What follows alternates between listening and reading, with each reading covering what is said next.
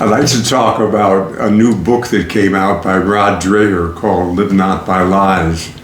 It's a very interesting and eye-opening book. Basically, he starts out by talking about immigrants to this country from Marxist countries who are observing that the United States is looking a lot like a Marxist country just before the Marxist takeover. And when these immigrants, who are obviously quite upset about this viewpoint, try to share that with Native Americans, they just get glassy-eyed stares, and the Native Americans say, oh, this can't happen here. But when you look at what the Marxists do before they take over a country and what's happening in our country, it seems to me you can recognize similarities. For example, one of the things that the Marxists do is to get you to live by lies. That's what comes, where the title of the book comes from, Live Not by Lies.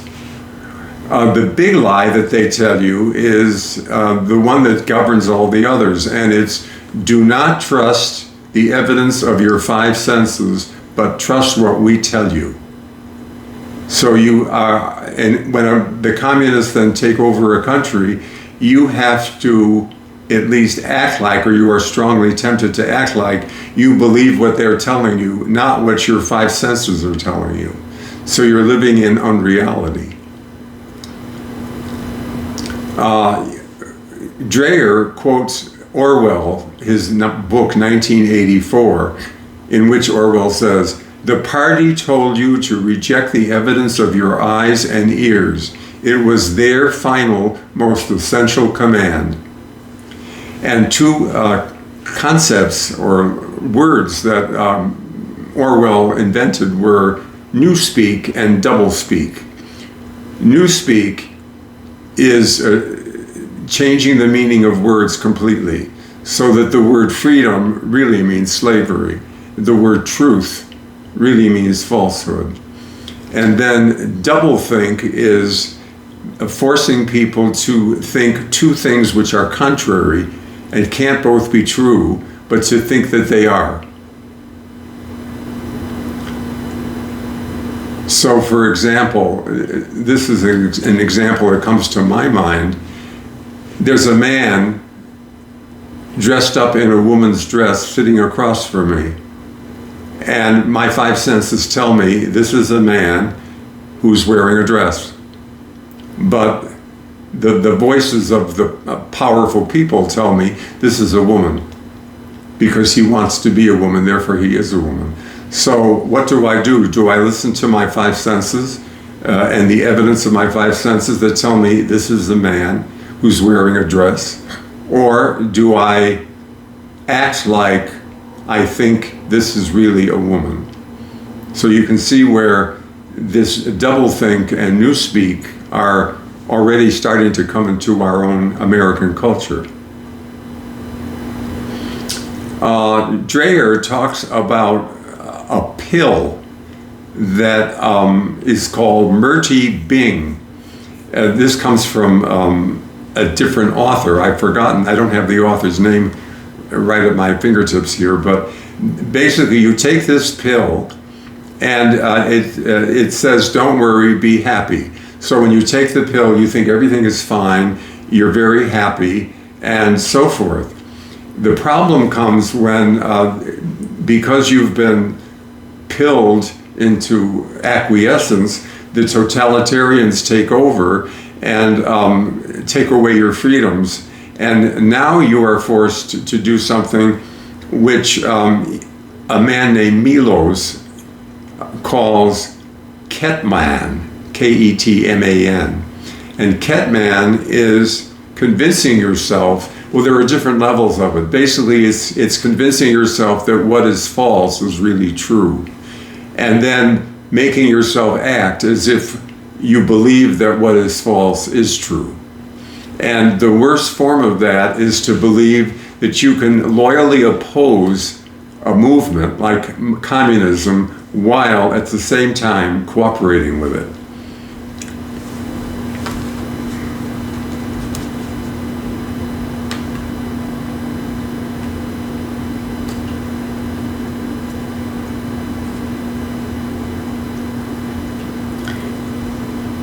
So I was thinking as I was reading this book, I was going back to the philosophy of Thomas Aquinas and before him of Aristotle, that defines the human person as a rational animal. And the rational side of us consists of our intellect and our will. The intellect is connected to reality by the five senses. And the will has to do with what we want, what we desire, what we decide to do. And Thomas Aquinas had a saying, nothing is in the intellect which is not first in the senses. So the way we are in touch with reality is through the intellect. We have to look out and see what is, and then acknowledge that. The will is supposed to take its cue from the intellect. So for example, if the will wants to have a picnic on Saturday by the lake, very much wants to do that, and the intellect tells it it's going to pour rain on Saturday at the lake, then the will has to modify its desire according to what the intellect is telling it. The danger comes when you put the emphasis on the will instead of on the intellect, and the will says, but I want a picnic on Saturday, and I'm going to have it, and that's that, and it isn't going to rain because I don't want it to rain. The will then determines what you're going to do, and it doesn't have any influence affecting it from the intellect. Well, you can see that when you move in that direction, you're moving away from mental health. People who act that way are not mentally sound.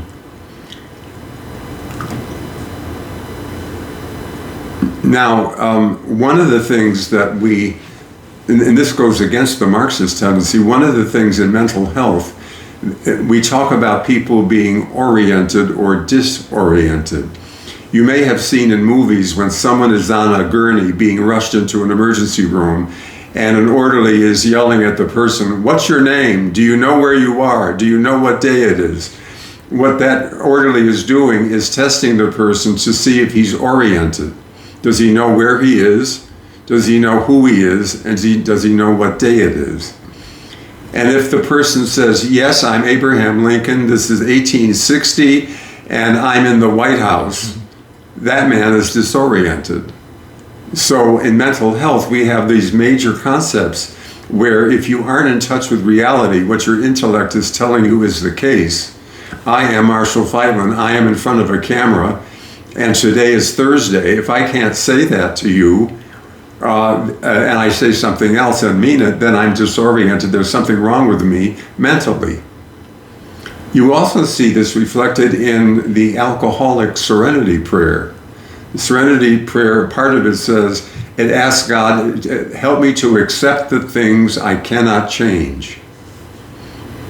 So the will is not all-powerful. I can't change everything to make it the way I want it. Some things will not change, and I have to accept those things. And that's part of reality. And so then you'll say, well, what are typically the things that I have to accept? Well, I, Marshall Fightlin, have to accept that my father is Jimmy Fightlin and my mother is Molly Fightlin. I have absolutely no choice in that matter whatsoever. I also have to accept the fact that at the moment of conception, an egg from my mother and an androsperm from my father united. Not a gymnosperm, but an androsperm. That means I'm male. I was male from the moment I came into existence out of nothing, or out of an egg and a sperm.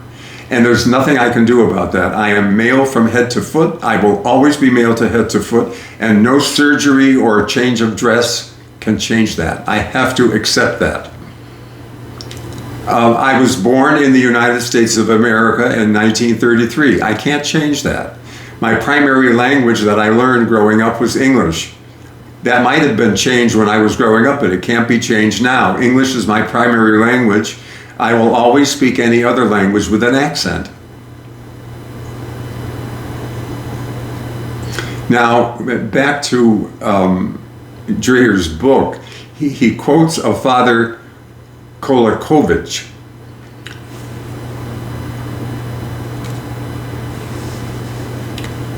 who lived in, I believe it was Czechoslovakia before the communists took over. He saw that coming, and he prepared people to fight it.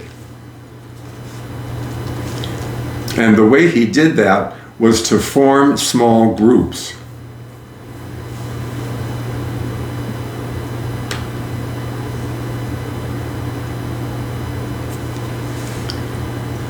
So he did. He had small groups that got together. They were devout Christians. They knew their faith. They knew what was happening around them, and they were trying to keep the truth alive and not the lie that was being told to them. The lie would also include the history of their country. The lie would be to change that and to tell a different narrative about how the country got started, what were its early founders like, and so forth. So they had to start small groups to get together regularly and do this. Now you can see some of us have groups that could lend themselves to being those kinds of groups. For example, there are a lot of stay-at-home moms have mommy groups. They get together. They all share the Catholic faith in the same way, and they are appalled by some of the things that are happening around them. And they can be a support to one another. They can be an education for one another. You have groups of men meeting regularly, guys' nights, and those can also be an opportunity for education and for strengthening one another in the faith and helping people to resist the pressures put on them by a totalitarian government.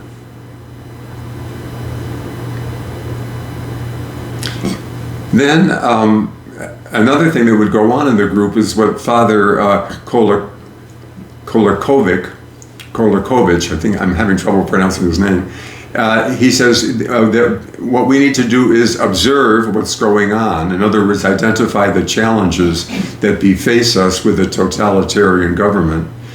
Then after observing, we have to make a judgment. We have to discern the meaning of that, and then act. So observe, judge, act. Then we need to act on our conclusions. So those are the 3 steps that groups would go through in order to figure out what they wanted to do and how they wanted to respond to these lies that the government was proposing to them. Now, so what do you do when you're in a situation like that? Well, at a minimum, you don't speak the lie. At a minimum, you keep silent and you don't speak the lie. Sometimes you might be called to speak out. A mental health professional, for example, at a staff meeting where the issue of transgender comes up, and the impression is given that the therapist should do whatever the client wants and put his own knowledge and professional opinions aside. A person who's in that group may have to speak out and say, I disagree with this. This is what I think should happen. Now, when we face a situation where we have to speak out, it can be scary and we can be afraid to do it. But that's where courage comes in. And courage is basically the ability to do what you're afraid to do while you're afraid to do it. And that's what's called for. So this was more or less how Dreher sets up his book. And then he gives examples of it. There's a lot of narrative, people telling their story, which makes it very interesting and lively reading. And then he has a large section on what we can do about it. So it's an extremely interesting book, very well written, and it's a book that I would recommend highly.